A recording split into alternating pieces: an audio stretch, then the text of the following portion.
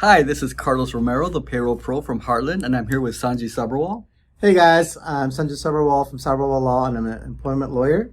And the subject we're going to cover right now is the employee wage statements that you get with your check stub. So Sanjay, let's talk about that.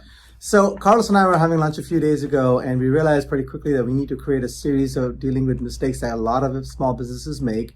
And wage statement is a favorite of mine because I recently dealt with a client, and I couldn't believe it. It kind of made sense because of the technology. They thought they were owed some overtime, so I asked them, hey, why don't you send me your wage statement? And they're like, what do you mean? I get paid by Apple Pay or Venmo or PayPal? And I shook my head. So what you're saying is mistake number one, no check stub. Yes, so basically it automatically means a $250 violation for their employer. And for every wage statement that they had the mistake on, $1,000. So let's talk about that. On the wage statement, what information should be there? So what people don't understand, sometimes it's very easy to rail against employment lawyers and say, oh, these people are out there to get money and get technical violations, but it kind of makes sense, a lot of the stuff that they're asking for. An employee or any person really needs to know, like, how am I being paid? How much are you paying me? What time period are you covering? Who's actually paying me? What company? What entity? Are you paying the right person? Is it John Doe with the right social or last four digits? What kind of deductions are you taking out? Do I get any sick pay? Now, the other example I talk about all the time is commissions. Like, are you telling me how many pieces I did? If I'm being paid by commission, what's my commission? Do I have any vacation?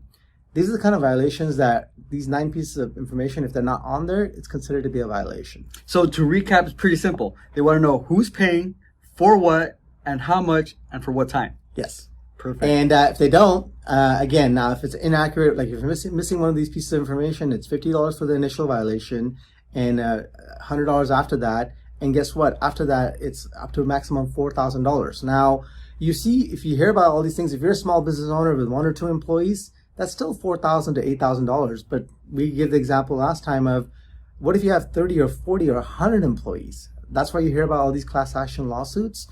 Guess what? They're hundreds of thousands of dollars for that reason. So it's pretty simple, right? The check stub should complete all that information. That's why we recommend that small business owners use a payroll service like Heartland to track all that information, provide a check stub, and also give that information, access to that information to your employee as well as to yourself. With Heartland's system, an employee can pull up their check stub at any time through their iPhone, through their Android phone, through an iPad, and they could take a look at their check stubs. They could look at past check stubs, and they could even look at their W-2s, which we haven't even talked about. Right. So I wanted to jump in also. One of the things that I really appreciated when I had Carlos in my payroll company, and my assistant wanted direct deposit.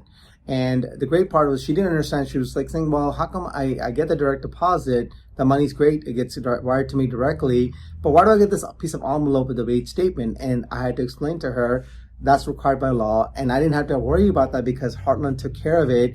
I hate to say it in a way, but I kind of had, assumed that everyone knew that. And it was great to see Heartland was on it and they knew what they were doing. Perfect. So once again, that's wage statements. That's what we're covering for today. And if you have any questions or requests, let us know. Please shoot us an email, and you'll see the information after the video, and we'll definitely answer any questions.